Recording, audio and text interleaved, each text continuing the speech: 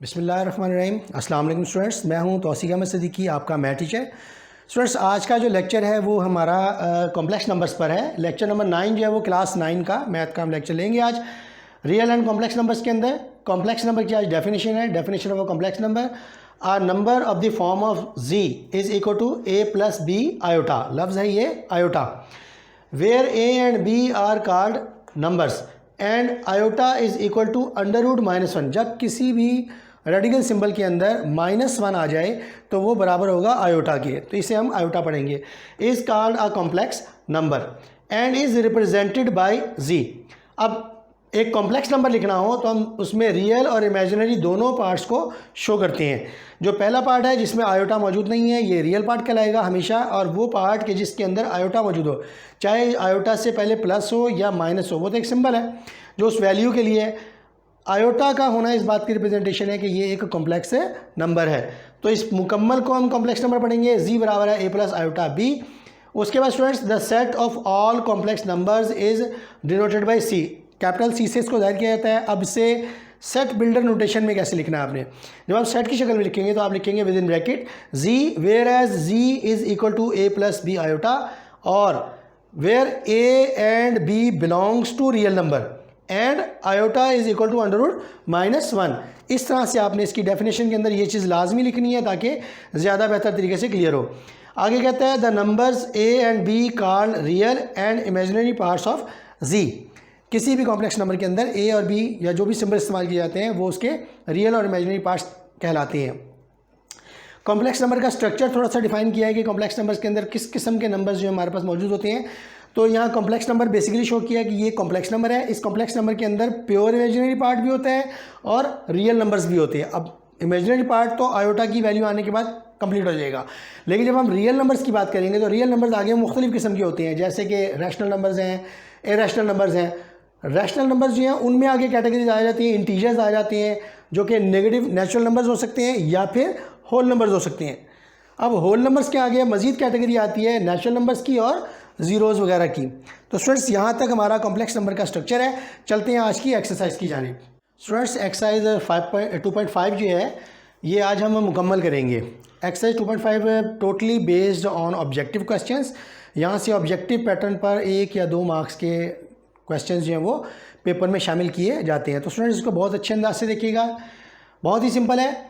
Iota की power 7 दी हुई है। पहला क्वेश्चन हमारे पास है एवेल्यूएट का। इसके तमाम पार्ट्स यहाँ लिखे हुए हैं, मैं सारे आपको गाए बगाए बताता चला जाऊँगा।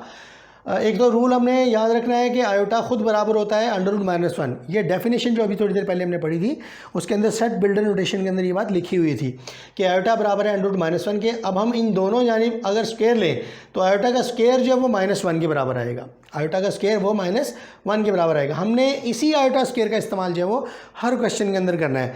हमारे पास वैल्यू में आयोटा की पावर 7 दी हुई है। हमने इस 7 को पेयरिंग इस तरह से करनी है कि जो नियरेस्ट टू 7 हो जाए, यानी ऐसा टेबल पढ़ना है आयोटा स्क्वायर का कि जो नियरेस्ट टू 7 हो जाए। अब 2 की पावर 3 हो तो 6 होते हैं और एक उसके साथ अलहदा से शामिल कर लिया जाए, जो हमारा इससे पिछला लेक्चर था, लेक्चर नंबर 8, जिसमें हमने बेसिस सेम पावर्स एडिशन वाला रूल पढ़ा था, एक्सपोनेंट्स वाला, उसी को इस्तेमाल करेंगे यहाँ पर। तो ये 2 और 3 मल्टीप्लाई करके 6 हो जाएंगे और एक ये बाहर पड़ा हुआ है तो टोटल मिलकर ये 7 पूरे हो जाएंगे। तो आयोटा स्क्वायर की जगह हमने वैल्यू -1 लगा दी। -1 की पावर 3 जो कि रिजल्ट माइनस ही आएगा, और फिर आयोटा जो है वो सिंपल वैसे का वैसे ही आ जाएगा, जो माइनस आयोटा का रिजल्ट आएगा। स्टूडेंट्स, एक चीज़ आपने याद रखनी है, जब भी किसी सिंबल की पावर इवन नंबर आ जाए, इवन कहते हैं 2, 4, 6, 8, 10 वगैरह को, तो उसका रिजल्ट हमेशा पॉजिटिव में आता है। जैसे फर्स्ट करें -3 है, -3 की पावर अगर मैं 10 ले लूँ तो 10 एक इवन नंबर है, तो इवन नंबर होने की वजह से माइनस जो है वो ऑटोमेटिकली प्लस में कन्वर्ट हो जाएगा। तो आपने सिर्फ इस चीज़ को व्यू करना है कि क्या यहाँ पर जो माइनस का सिंबल यूज़ किया गया है इसकी पावर इवन तो नहीं है। अगर इवन है तो आप डायरेक्ट उसको पॉजिटिव लिखें। अगर वो ऑड है, ऑड यानी 1, 3, 5, 7, 9 इनमें से कोई है तो आप उसको माइनस में लेके जाएंगे। आप इसको हल भी कर सकते हैं तो आपको पता चल जाएगा इससे ईजिली। तो स्टूडेंट, सेकंड पार्ट हमारे पास, जैसे यहाँ आयोटा के पावर 50 है। अब 50 के जब हम पेयर बनाएंगे आयोटा स्क्वायर के लिए तो 25 2 ज़ा 50 होता है। सो आयोटा स्क्वायर की पावर 25 हमने ली, टोटल 50 हमारे पास पूरा हो गया। आयोटा स्क्वायर के बारे में हम जानते हैं कि वो -1 के बराबर है। लॉजिक लिखना ज़रूरी है, लॉजिक लाजमी लिखनी है। सो -1 की पावर 25 आ जाएगी और 25 जो है वो एक ऑड नंबर है। तो रिजल्ट -1 में ही आएगा। मतलब कि -1 को 25 टाइम्स लिखकर, 25 मरतबा लिखकर जब आप मल्टीप्लाई करेंगे तो वो रिजल्ट -1 ही आएगा। सो चलते हैं अगले पार्ट की जानिब। इसी क्वेश्चन के अंदर थर्ड पार्ट हमारे पास है, आयोटा की पावर 12 है। अब हमने आयोटा का पेयर बनाना है, तो हमने आयोटा स्क्वायर की पावर 6 अगर लें, 2 6 12 होता है। सो आयोटा स्क्वायर की पावर 6 हमने ली। आयोटा स्क्वायर क्या है, वो -1 है। -1 की पावर 6 आई। अब 6 एक इवन नंबर है, तो 1 तो 6 मरतबा मल्टीप्लाई करें 1 ही रहेगा। असल इशू माइनस का है, तो माइनस की पावर क्या है, इवन है, तो रिजल्ट हमेशा पॉजिटिव में आएगा, +1 हमारे पास आएगा। इसी तरह से नेक्स्ट पार्ट है कि माइनस आयोटा की पावर 8 है। अब याद रहे स्टूडेंट्स, यहाँ पर पावर माइनस की भी है, आयोटा की भी है। हमने माइनस की पावर अलहदा लिखी, आयोटा की पावर हमने अलहदा लिखी। माइनस की पावर इवन होने की वजह से वो पॉजिटिव हो गया। आयोटा के हमने पेयर बनाने हैं, तो हमने आयोटा स्क्वायर को इस्तेमाल करना है, लिहाजा आयोटा स्क्वायर की पावर 4 अगर की जाए तो 2 4 8 हमारे पास बनता है, तो ये इस्तेमाल हमने किया। आयोटा स्क्वायर की जगह वैल्यू लगाई, माइनस आई, वो माइनस की पावर फिर इवन है, तो लिहाजा रिजल्ट जो है वो पॉजिटिव में आएगा, 1 आएगा। फिफ्थ पार्ट आ जाए, माइनस आयोटा की पावर 5 है। माइनस की पावर 5 अलहदा की, आयोटा की पावर 5 अलहदा की हमने। माइनस की पावर ऑड नंबर है, लिहाजा बाहर माइनस आया। अब यहाँ पर आयोटा की पावर 5 है। अब आयोटा का नियरेस्ट, या तो आयोटा स्क्वायर को जब हम मल्टीपल लेंगे तो 2 2 4 होगा, या 2 3 6 होगा। अब यहाँ तो पावर 5 है, 6 तो हम कर नहीं सकते क्योंकि वो ज़्यादा हो जाएगा। हमारे पास पावर 5 है, तो लिहाजा हम आयोटा स्क्वायर लेंगे। तो आयोटा स्क्वायर की पावर 2 ली, 2 2 4 और ये एक 1 5, बिल्कुल पहले क्वेश्चन की तरह, पहले पार्ट की तरह। आयोटा स्क्वायर की वैल्यू हमने लगा दी। माइनस का स्क्वायर जो है वो पॉजिटिव का 1 आएगा, लेकिन बाहर माइनस पड़ा हुआ है, इसलिए बाहर दोबारा से मल्टीप्लाई करने के बाद माइनस आयोटा हमारे पास आ जाएगा।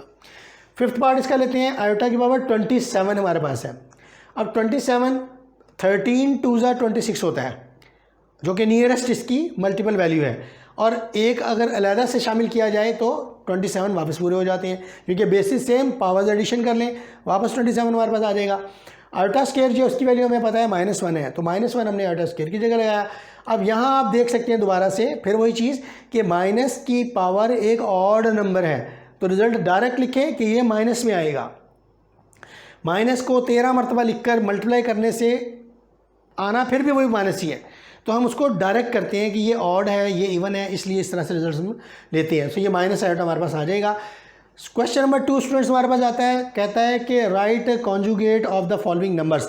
अब कॉन्जुगेट क्या होता है? कॉन्जुगेट जो है, जो भी हमारे पास कॉम्प्लेक्स नंबर दिया जाएगा, जैसे a + b आयोटा में कॉम्प्लेक्स नंबर दिया गया, हमने इस a + b आयोटा में सिर्फ आयोटा वाली वैल्यू के सिंबल को बदलना है, रियल नंबर के सिंबल को नहीं बदलना हमने। इसमें a एक रियल नंबर है, b आयोटा, b एक कॉम्प्लेक्स पार्ट है, तो b आयोटा वाले वैल्यू का सिंबल हम चेंज करेंगे। इसी तरह से क्वेश्चन में आ जाए, 2 + 3 आयोटा है, हमने लिखा कॉन्जुगेट, या एब्रीवेशन इसका CONJ डॉट कॉन्जुगेट लिखते हैं इसको। हमने सिर्फ 3 आयोटा का सिंबल बदलना है, सो 2 - 3 आयोटा हमारे पास इसका रिजल्ट आ जाएगा। सिमिलरली सेकंड पार्ट है, 3 - 5 आयोटा है, ये 3 + 5 आयोटा हो जाएगा। अगले पार्ट में अगर आप देखें तो इसका रियल पार्ट नहीं लिखा हुआ, इसका मतलब ये नहीं है कि रियल पार्ट है ही नहीं, इसका रियल पार्ट जो है वो 0 होगा। अब 0 किसी कीमत के साथ ऐड करें या सब्ट्रैक्ट करें, आंसर तो वो कीमत ही आनी होती है, इसलिए यहाँ पर 0 नहीं लिखा हुआ। लेकिन अगर आप लिख कर करते हैं तब भी कोई मुज़ायका इसके अंदर नहीं है, आप इसको 0 - आयोटा लिख सकते हैं। जब इसको चेंज करेंगे कॉन्जुगेट में तो वो सिर्फ प्लस आयोटा हमारे पास आ जाएगा, इसको आप 0 + आयोटा भी लिख सकते हैं, लेकिन जब उसको हल करेंगे फिर वही सिर्फ प्लस आयोटा हमारे पास आएगा। तो बेहतर है कि आप 0 के बगैर ही इसको हल कर लें। चलते हैं इसके अगले पार्ट की जानिब। -3 + 4 आयोटा हमारे पास है।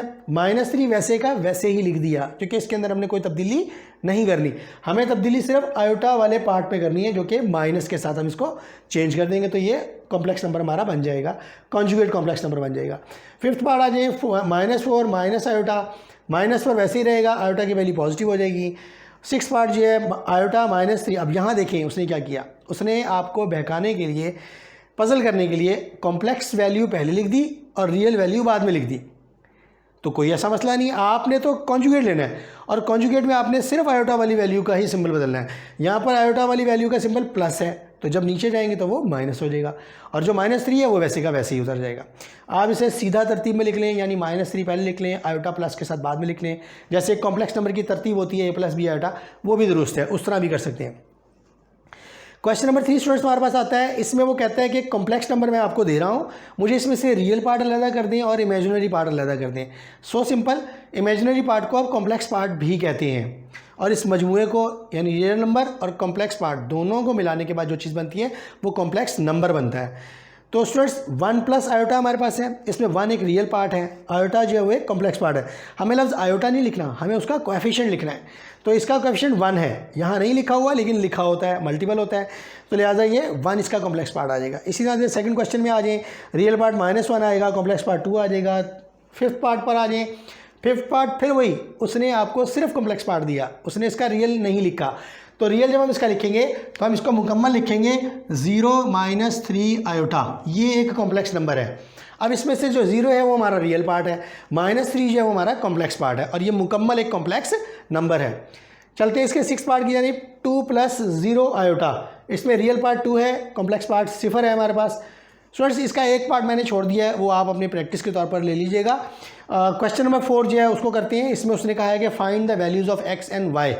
अब यहाँ पर बड़ी ही इंटरेस्टिंग बात है, आप गौर से अगर देखें तो हमें महसूस ये होता है जैसे कि सिर्फ ये एक रियल पार्ट है और ये दोनों कॉम्प्लेक्स हैं, ऐसा नहीं है। इसमें x और 1 अगर इन दोनों को देखा जाए तो इन दोनों के साथ आयोटा की वैल्यू नहीं है, मतलब ये दोनों मिलकर रियल पार्ट बनाएंगे। तो हमने पहले इसको सेपरेट किया, हम 1 को उठाकर x के पास ले आए तो x + 1 जो है वो हमारा मुकम्मल एक रियल पार्ट बन गया। ये इतना हिस्सा हमारा मुकम्मल रियल पार्ट होगा और कॉम्प्लेक्स पार्ट सिर्फ हमारे पास y होगा लेफ्ट हैंड साइड में। अब राइट हैंड साइड में भी 4 - 3 आयोटा एक कॉम्प्लेक्स नंबर लिखा हुआ है।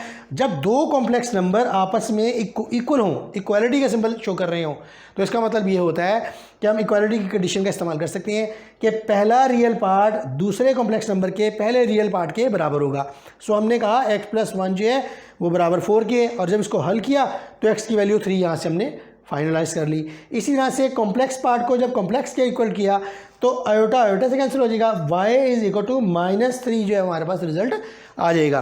स्टूडेंट्स आज का लेक्चर हमारा यहाँ पर वाइंड अप होता है। उम्मीद है कि आप आज के लेक्चर को ईजी महसूस करेंगे और ये आपको आसानी से समझ भी आ जाएगा।